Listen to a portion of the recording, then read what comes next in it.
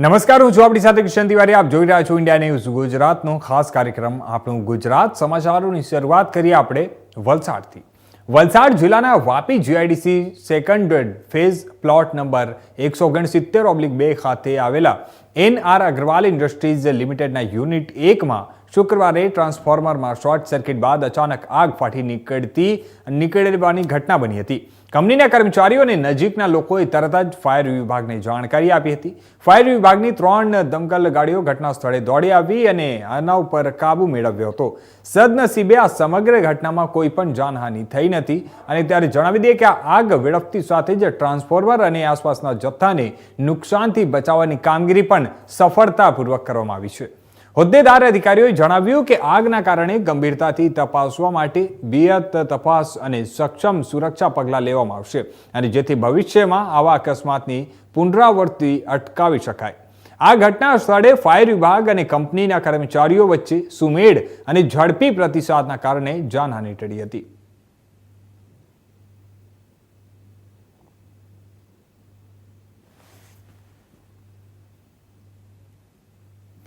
તો બીજી તરફ આપણે વાત કરીએ તો વલસાડ જિલ્લાના વાપી ખાતે રાજસ્થાન ભવનમાં આવતા નવરાત્રી, દશેરા અને દિવાળીના તહેવારોને ધ્યાનમાં રાખીને સુરક્ષા વ્યવસ્થા સુનિશ્ચિત કરવા માટે જિલ્લા પોલીસ અધિક્ષકના અધ્યક્ષ સ્થાને મહત્વપૂર્ણ બેઠક યોજાઈ હતી.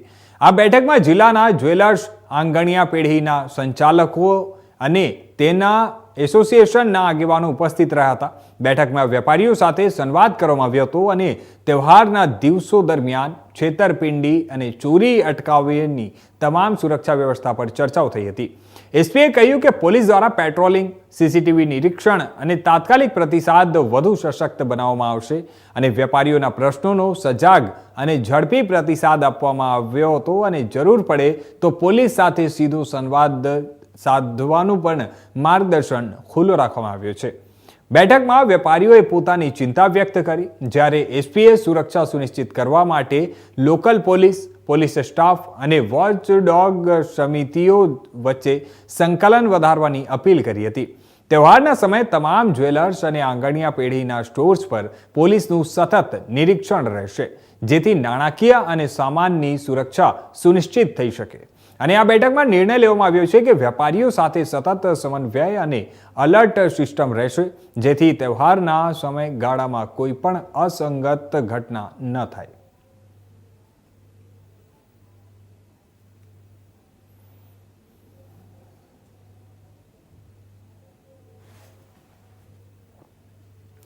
તો બીજી તરફ આપણે વાત કરીએ તો વલસાડ તિથલ ખાતે આજરોજ સફાઈ અભિયાન કરવામાં આવ્યું હતું. દર વર્ષે સપ્ટેમ્બરના 3જા શનિવારે આંતરરાષ્ટ્રીય દરિયાકાંઠા સફાઈ દિવસ ઉજવવામાં આવે છે.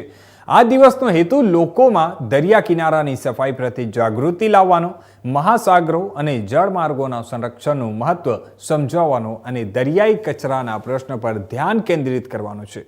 બીચ સફાઈથી ઇકોસિસ્ટમનું જતન, સ્થાનિક અર્થતંત્રને પ્રોત્સાહન, માનસિક સ્વસ્થતામાં સુધારો, સમુદાય જોડાણ અને સંશોધન માટે ડેટા પ્રદાન જેવા ફાયદો મળે છે.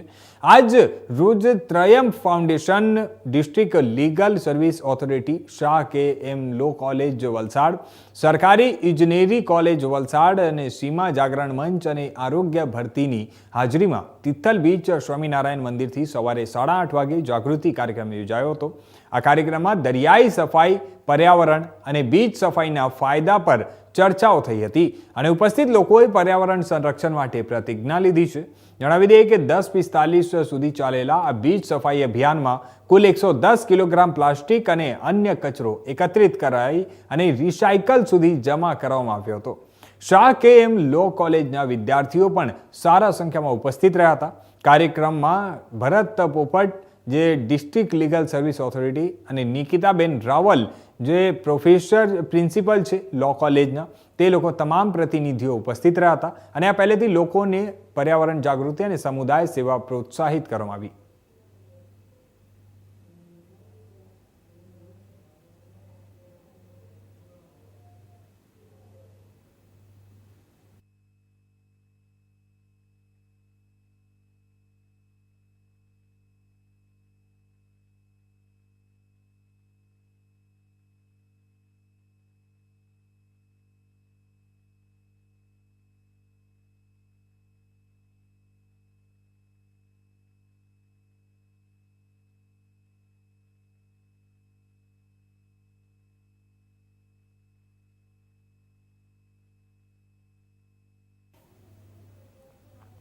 મા અંબાના આરાધનાનું પર્વ નવરાત્રિને હવે ગણતરીના દિવસો બાકી રહ્યા છે. ત્યારે નવરાત્રિમાં ગરબા રમવાની સાથોસાથ માટીના ગરબાનું ખૂબ મહત્વ છે. નવરાત્રિના પાવન દિવસોમાં લગભગ દરેક ઘેર અવનવા ગરબાનું સ્થાપના કરવામાં આવે છે. પરંતુ આજે આપણે એક એવા પ્રજાપતિ પરિવારની વાત કરવી છે કે જે છેલ્લા 70 વર્ષથી માટીના ગરબા બનાવે છે. નવલા નોરતા એટલે મા આદ્ય શક્તિની આરાધનાનું પર્વ. માની આરાધનામાં માટીના ગરબાનું અનેરું મહત્વ છે. આપણે બજારમાંથી માટીનો ગરબો અને કોળીઓ ફટાફટ ખરીદી લઈએ છીએ, પરંતુ તે ગરબાને આકાર કેવી રીતે અપાય છે તે જુઓ. આ છે અમરેલીના ધારી શહેરમાં રહેતા આંબાભાઈ પ્રજાપતિ. જે આંબાભાઈનો પરિવાર છેલ્લા 70 વર્ષથી માટીના ગરબા બનાવે છે. નવરાત્રિના 3 મહિના અગાઉ તેઓ કામની શરૂઆત કરે છે અને સૌપ્રથમ માટીના કોડિયા બનાવે છે. ત્યારબાદ ગરબા બનાવવામાં આવે છે. કાચી માટીની પરંપરા ચાકડા પર ગરબાનો આકાર આપવામાં આવે છે અને ત્યારબાદ તેને ભઠ્ઠીમાં પકવવામાં આવે છે. ગરબા તૈયાર થયા પછી પરિવારની મહિલાઓ ગરબા પર અવનવા રંગો પૂરે છે અને આંબાભાઈનો પરિવાર આ વર્ષે પણ લગભગ 2500 ગરબા બનાવ્યા છે, જે હાથોહાથ વેચાવા પણ લાગ્યા છે. અને આ ગરબાની કિંમત છે માત્ર 30 રૂપિયા અને 40 રૂપિયા. અંબાભાઈના પરિવાર દ્વારા બનાવવામાં આવેલા આ માટીના ગરબા આ વિસ્તારમાં સૌથી વધુ વેચાય છે, જેનું સૌથી મોટું કારણ એ છે કે તેઓ આ ગરબા બનાવવામાં કોઈ જ મશીનરીનો ઉપયોગ નથી કરતા. ગ્રાહકો અત્યારથી જ આ ગરબા લેવા માટે અંબાભાઈના ઘેર પહોંચી જાય છે. માત્ર ગ્રાહકો જ નહીં, પરંતુ કેટલાક લોકો અંબાભાઈ પાસેથી જથ્થાબંધ ગરબા લઈને બજારમાં છૂટક વેચીને પૈસા પણ કમાય છે. એટલે એક રીતે તેઓ પોતે તો રોજગારી મેળવે જ છે, સાથોસાથ અન્ય લોકોને પણ રોજગારી મળે છે. વર્તમાન સમયમાં આપણે સ્વદેશી વસ્તુઓ અને લોકલ ફોર વોકલ તરફ વળી રહ્યા છીએ. ત્યારે આંબાભાઈ જેવા અનેક પરિવારને આપણે સાથ આપીએ તો ખરા અર્થમાં નવરાત્રિમાં ભગવતી રાજી થાય છે.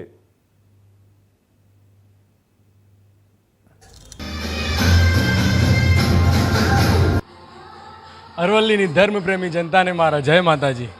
હું કિશન ગોર છેલ્લા 13 વર્ષથી મોડાસા શહેરમાં સીસીટીવી સજ્જ રોક એન્ડ રાસ ડાન્સ એકેડેમી ચલાવી રહ્યો છું. આજે જગતજનનીમાં આદ્યશક્તિના પર્વની શરૂઆત થઈ રહી છે, તો એની ફર્સ્ટ ઇનિંગ એટલે કે રોક એન્ડ રાસ ડાન્સ એકેડેમીની પ્રી નવરાત્રિ આજે રાતના 11:30 વાગ્યા છે. તેમ છતાં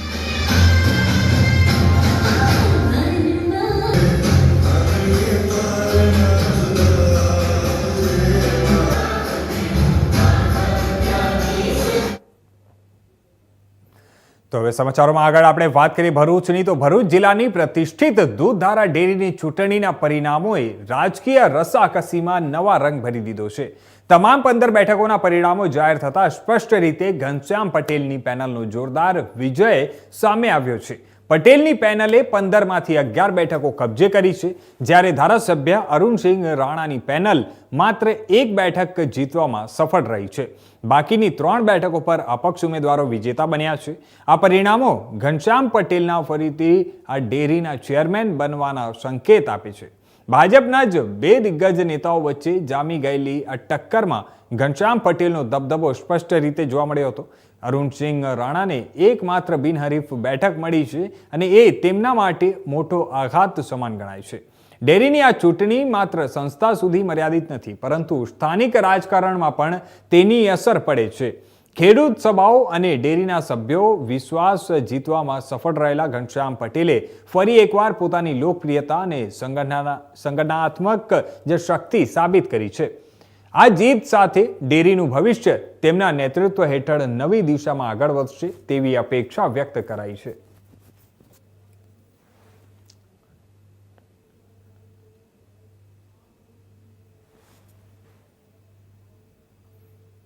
તો હવે આ તરફ આપણે આગળ વાત કરીએ સમાચારોમાં મહેસાણાની. તો મહેસાણા બીએપીએસ સ્વામિનારાયણ મંદિરમાં પરમ પૂજ્ય ગુરુ હરિ મહંત સ્વામી મહારાજ ભગવાન શ્રી સ્વામિનારાયણના 6ઠ્ઠા આધ્યાત્મિક અનુગામી અને બીએપીએસ સંસ્થાના વર્તમાન ગુરુદેવ છેલ્લા 15 દિવસથી બિરાજ રહ્યા હતા. અને આ પવિત્ર સમયગાળામાં તેમણે સંસ્થા સંબંધિત વિવિધ વિશિષ્ટ કાર્યક્રમોમાં હાજરી આપી, જેમ કે યુવા સંમેલન, બાળ દિન, છાત્રાલય, વિદ્યા મંદિર દિન, મહિલા દિન તેમજ પોતાના 92મા જન્મ જયંતિ મહોત્સવમાં ભાગ લીધો હતો. પરમ પૂજ્ય મહંત સ્વામી મહારાજે સંતો અને ભક્તોને દર્શન આપી આશીર્વાદ અને આધ્યાત્મિક માર્ગદર્શન આપ્યું હતું, જેના માધ્યમથી હજારો ભક્તો ભાવુક અને આશીર્વાદિત થયા હતા. દરેક સભામાં શાંતિ, ભક્તિ અને આધ્યાત્મિક શિક્ષણનું વલણ જોવા મળ્યું હતું, જેના અસરથી ભક્તોના મનમાં ભાવનાત્મક ઉમેદ અને આધ્યાત્મિક પ્રેરણા જગાડી હતી. 15 દિવસના પવિત્ર રોકાણ પછી એમને 19 સપ્ટેમ્બરના રોજ મહેસાણા ભક્તો અને સંતોએ મહંત સ્વામી મહારાજને ભાવભરી વિદાય આપી હતી. મહંત સ્વામી મહારાજ જોધપુર રાજસ્થાન તરફ નવા મંદિરની મૂર્તિ પ્રતિષ્ઠા માટે રવાના થયા હતા. વિદાયના પળોમાં ભક્તો અને સ્થાનિકો ભાવ વિભોર રહ્યા. મનમાં શ્રદ્ધા, ભક્તિ અને સ્નેહના અદ્ભુત સંયોગનો અનુભવ થયો હતો. પરમ પૂજ્ય મહંત સ્વામી મહારાજનું આગમન, 15 દિવસની ઉપસ્થિતિ અને પ્રતિષ્ઠા યાત્રા ભક્તો માટે આ જીવનભર યાદગાર અને પ્રેરણાદાયી બની રહેશે. ભક્તોના હૃદયમાં આ પવિત્ર અનુભૂતિનો દિવ્ય અંજલિ હંમેશા જીવંત રહેશે.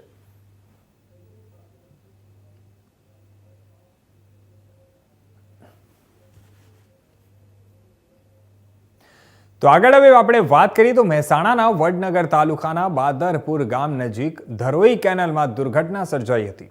નાવા ઉતરેલા 2 બાળકો અચાનક પાણીના પ્રવાહમાં તણાઈ ગયા હતા. સ્થાનિક લોકોએ તરત જ ઘટના સ્થળે દોડી જઈ અને બચાવ કામગીરી શરૂ કરી હતી. ત્યારે જણાવી દઈએ કે એક બાળકને કિનારે લાવવામાં સફળતા મળી હતી અને જ્યારે આ સ્થાનિક અને ગ્રામજનો અને તંત્ર દ્વારા રેસ્ક્યુ ઓપરેશન હાથ ધરવામાં આવ્યું હતું. જણાવી દઈએ આ ઘટના બાદ ગ્રામ્ય વિસ્તારમાં શોકનો માહોલ છવાઈ ગયું છે અને મોટી સંખ્યામાં લોકો કેનાલ કિનારે ભેગા થયા હતા. તંત્રે શિખામણ આપી છે કે આ જે વતરીઓ છે કે માવતરીઓ બાળકોને ક્યારેક એકલા ન છોડવું. વરસાદી સિઝનમાં કેનાલ કે નદીમાં નહાવા મોકો ન આપવો અને તાત્કાલિક નિયંત્રણ રાખવું. જ્યારે બાળકો માટે આ નાની વયના ગ્રુપમાં તાકીદી દરિયાઈ શિક્ષણ અને નાવિક સલામતીની માહિતી આપવી જરૂરી છે. આ દુર્ઘટના આપણને યાદ અપાવે છે કે જ્યાં જગ્યા અને પરિસ્થિતિની કાળજી વિના રમત ખેલના પળો ખતરનાક બની શકે છે અને દરિયાઈ કે કેનાલ વિસ્તારમાં માતા પિતાએ વધારાની સાવચેતી રાખવી જરૂરી છે.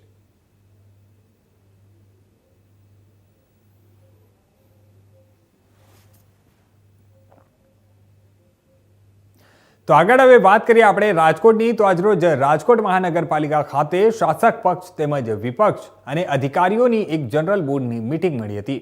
આ તકે મીટિંગની શરૂઆત થાય તે પહેલા જ રાજકોટે વિપક્ષના નેતાઓ દ્વારા મહિલાઓના અપમાન અને રોડ રસ્તામાં ભ્રષ્ટાચાર અંગે બેનરો બનાવી વિરોધ પ્રદર્શિત કર્યો હતો.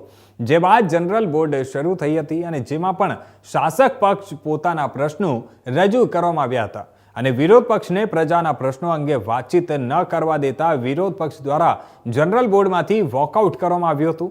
આ જનરલ બોર્ડમાં કોર્પોરેટર નિલેશ દ્વારા door to door garbage collection થતું ન હોવાની પણ જનરલ બોર્ડના અધ્યક્ષ સમક્ષ રજૂઆત કરવામાં આવી હતી અને સાથે જ સ્વચ્છ ભારત મિશન સાર્થક પણ થતું ન હોય તેવું પણ કોર્પોરેટર નિલેશ દ્વારા જણાવવામાં આવ્યું હતું. અંતે જનરલ બોર્ડ પૂર્ણ થતાં વિપક્ષી નેતા વશરામ સાગઠિયા દ્વારા મીડિયા સાથે વાતચીત કરી અને જણાવ્યું હતું કે શાસક પક્ષને પ્રજાના કામો કરવામાં કોઈ રસ નથી. સાથે જ શાસક પક્ષ તાનાશાહી વલણ અપનાવે છે અને વિરોધ પક્ષનો અવાજ બંધ કરવાની કોશિશ કરે છે.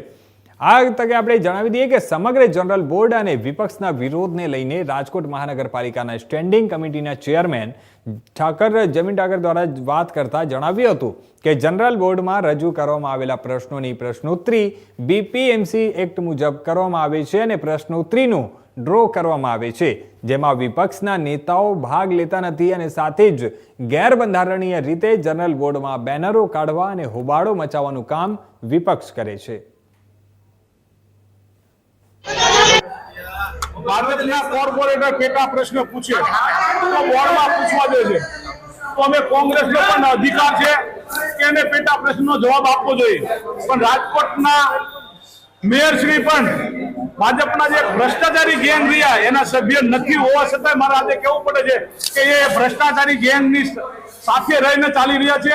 ભાજપના જે 3 ભાગ પડી ગયા છે. આપણે જોયું છે આજે જે સારા માણસ છે, શિક્ષિત છે, જે પોતે પોતાનો અવાજ પ્રજા માટે ઉઠાવી શકે છે એવા માણસને આજે બોર્ડમાં હાજર નથી રહેવા દીધા.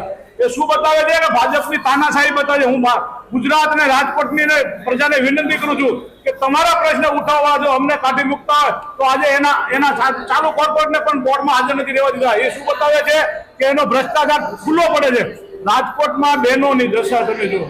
કોર્પોરેટર ચેરમેન દરજ્જાના શાસક પક્ષના નેતા હોય એને જો જાહેરમાં રોવું પડતું હોય પ્રેસ મીડિયાની સમક્ષ તો બહુ શરમજનક બાબત છે. આમ તો મોટી મોટી ડીંગો મારો વડાપ્રધાન એમ કે છે મહિલા સશક્તિકરણની વાતો કરે છે, મહિલાઓનું રક્ષણની વાતો કરે છે. બહેનો ઉઠી અહીંયા 50% બહેનો મહિલા સભ્યો છે, તેમ છતાં મહિલાઓને જયારે રોવાનો દિવસ આવે છે ત્યારે હકીકતમાં બહુ નિંદનીય છે. આવા વોટ ચોરોને અમે કાઢી મૂકવા ગુજરાતની અને રાજકોટની પ્રજાને વિનંતી કરીએ છીએ કે આ ચોરી કરીને જે મતની ચોરી કરીને બેઠા એને આવતા દિવસોમાં એને ઘર બતાવો એ વિનંતી.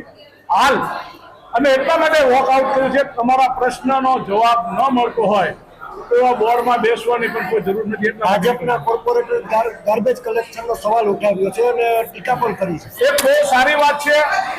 અમારો એ પેટા પ્રશ્ન હતો પરંતુ અમને બોલવા ન દીધા કારણ કે મેં એ પ્રશ્ન માટે એને સજાગ કર્યો હતો. 15માં નાણાં પંચમાં જે પૈસા આવે તે 10 જે નાણાં આવે છે કેન્દ્ર સરકારમાંથી એ નાણાંનો દુરુપયોગ કરી રહ્યા છે, ભ્રષ્ટાચાર કરી રહ્યા છે નાણાંનો.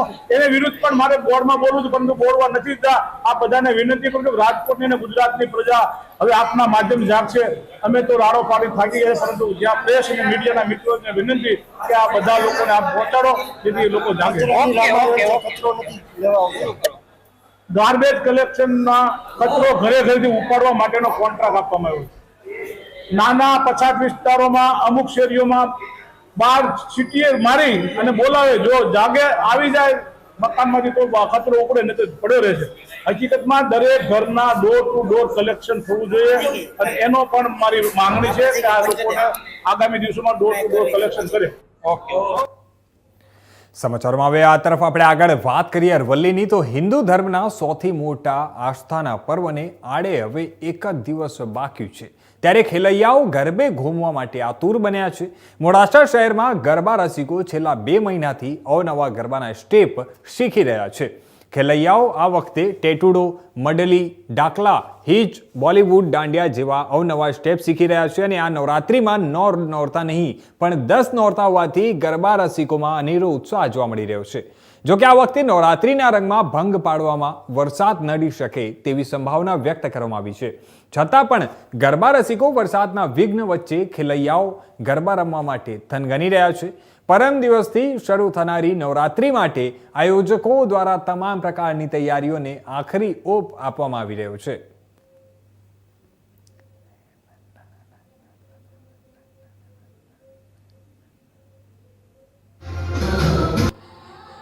અરવલ્લીની ધર્મપ્રેમી જનતાને મારા જય માતાજી. હું કિશન ગોર છેલ્લા 13 વર્ષથી મોડાસા શહેરમાં સીસીટીવી સજ્જ રોક એન્ડ રાસ ડાન્સ એકેડેમી ચલાવી રહ્યો છું.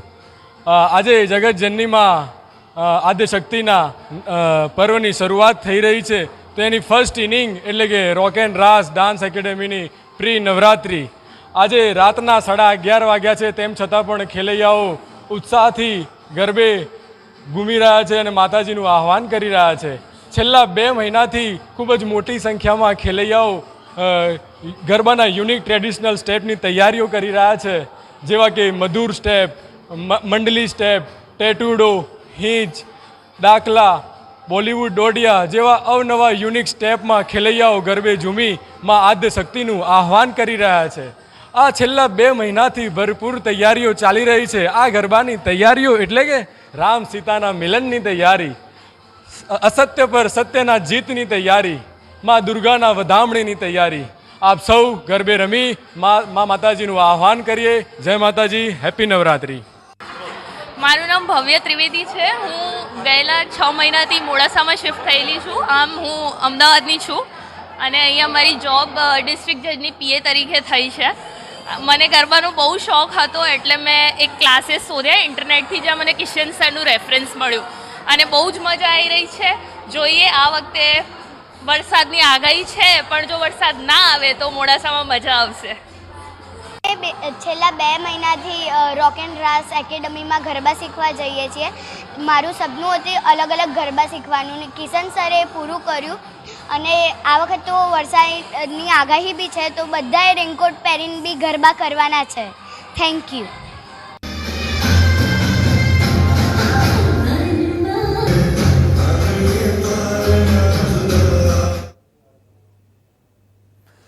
વડાપ્રધાન નરેન્દ્ર મોદીએ આજે તેમની સ્પીચ દરમિયાન બે બાળકોનો ઉલ્લેખ કર્યો હતો, જેમાં ભાવનગર જિલ્લા કલેક્ટર મનીષ કુમારની દીકરી જેસ્મિકા મોદી માટે પેઇન્ટિંગ લાવી હતી, જે નરેન્દ્ર મોદીએ તેમની ચાલુ સ્પીચે તેનો ઉલ્લેખ કર્યો અને તેમનું આ ચિત્ર સ્વીકાર્યું હતું. જ્યારે ભાવનગર નજીકના નાનકડા એવા ભાવનગર નજીક આવેલા નાગધણી ગામેથી આવેલા એક બાળકે 10 દિવસની મહેનત બાદ નરેન્દ્ર મોદીનું પેઇન્ટિંગ બનાવ્યું હતું અને જે પેઇન્ટિંગ મોદીએ તેની સ્પીચ દરમિયાન બાળકોનો ઉલ્લેખ કરીને આ સ્વીકાર્યું હતું અને તેને લઈ જે બાળકો હતા તે લોકો ભાવુક થઈ ગયા હતા અને ત્યારે એ લોકો રડવા લાગ્યો હતો. જ્યારે આ વડાપ્રધાન મોદીએ બાળકને રડતા જોયું ત્યારે તેમણે પ્રેમથી તેને શાંત પાડતા કહ્યું કે રડવું નહીં, હિંમત રાખવું જોઈએ. આ દ્રશ્ય ત્યાં હાજર લોકોએ પણ તાળી પાડી હતી અને આ બાળકની આંખોમાં આંસુ જોઈ વડાપ્રધાન મોદીએ પિતૃત્વ ભર્યા સ્વરે કહ્યું હતું કે બેટા રડવું નહીં, હિંમતથી આગળ વધવું. તેમની મમતાભરી વાત સાંભળતા જ બાળકનું મન પણ શાંત થઈ ગયું હતું. એક એવી ક્ષણ જ્યાં વડાપ્રધાન નરેન્દ્ર મોદીની લાગણીસભર અંદરની ભાવના સામે આવી હતી. કાર્યક્રમ દરમિયાન બાળક રડતું જોવા મળતા મોદીએ તરત જ તેને પ્રેમથી સમજાવ્યું હતું અને ત્યારે ત્યાં હાજર જનસમૂહે તાળી પાડી વડાપ્રધાનનો માનવતાભર્યો સ્વભાવ વધાવ્યો હતો. વડાપ્રધાન મોદીની આ મમતાભરી ક્ષણ લોક હૃદયમાં ખાસ છાપ મૂકી ગઈ હતી. રાજકીય વ્યસ્તતા વચ્ચે પણ તેમની માનવતાભરી ઝલક લોકોને સ્પર્શી ગઈ. मेरा नाम परमार रवि संजय भाई है। मैं नागधनी पास से आया हूँ। मैं मोदी जी का ड्राइंग लेकर आया था। मुझे नहीं लगता था कि मोदी जी ने मेरा ड्राइंग लिया और मैं इतना भावुक हुआ क्योंकि मुझ पर कोई ध्यान नहीं दे रहा था और मोदी सर ने मुझ पर ध्यान देकर उसका चित्र लिया, इसलिए मैं भावुक होकर रटने लगा। मैं 2 दिन से पेंटिंग बनाने की कोशिश कर रहा हूँ। दो दिन से यही कर रहा हूँ और आज मैं रेडी करके यहाँ लेकर आया और मुझे मोदी सर के साथ बात करने को मिली। मेरा नाम परमार रवि संजय भाई है। આગળ હવે આપણે વાત કરીએ આણંદની, તો આણંદની કરમસદની જણાવી દઈએ કે મહાનગરપાલિકા દ્વારા સ્વચ્છતાના અભાવને કારણે આણંદની સહયોગ રેસ્ટોરન્ટને સીલ કરી દીધું છે. ઓચિંતી તપાસ દરમિયાન રેસ્ટોરન્ટના રસોડામાં સ્વચ્છતા સહિતની બેદરકારી મળી છે કે જે સીધી રીતે માનવ આરોગ્ય માટે ખતરનાક સાબિત થઈ શકે. આણંદ શહેરના અમૂલ ડેરી રોડ પર આવેલા સહયોગ રેસ્ટોરન્ટ, જ્યાં દરરોજ લોકો ભોજન માટે આવતા હોય છે, ત્યાં આજે મનપાની ટીમે ઓચિંતો છાપો મારી તપાસ હાથ ધરી હતી અને ત્યારે તપાસ દરમિયાન રસોડામાં ગંદકી જોવા મળી હતી. સાથોસાથ વાસી કાપેલી ડુંગળી પણ મળી આવી હતી. વાસી ખાદ્ય સામગ્રીનો ઉપયોગ આરોગ્યને સીધી હાનિ પહોંચાડે છે.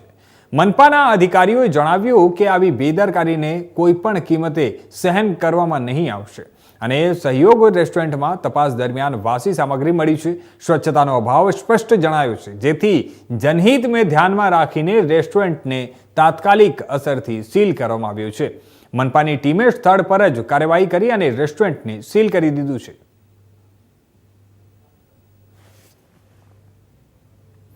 તો બીજી તરફ આપણે વાત કરીએ તો આણંદ સર્કિટ હાઉસ ખાતે કલેક્ટર પ્રવીણ ચૌધરીના હસ્તે જિલ્લા સંકલન અને ફરિયાદ સમિતિની બેઠક યોજવામાં આવી હતી અને જેમાં જનપ્રતિનિધિઓ દ્વારા જનતાને સ્પર્શતા વિવિધ રોડ રસ્તા, કેનાલ રિપેરિંગ, શાળાના ઓરડા, વીજળીના લગતા પ્રશ્નો રજૂ કર્યા હતા. કલેક્ટરે સંબંધિત વિભાગના અધિકારીઓને જનપ્રતિનિધિઓ દ્વારા રજૂ કરાયેલા પ્રશ્નો પરત્વે સત્વરે કાર્યવાહી કરવા તાકીદ કરી હતી. આ બેઠકમાં નાયબ મુખ્ય દંડક રમણભાઈ સોલંકી, જિલ્લા પંચાયત પ્રમુખ હસમુખભાઈ પટેલ, સાંસદ મિતેશભાઈ પટેલ, ધારાસભ્ય સર્વ યોગેશભાઈ પટેલ ઉપસ્થિત રહ્યા હતા.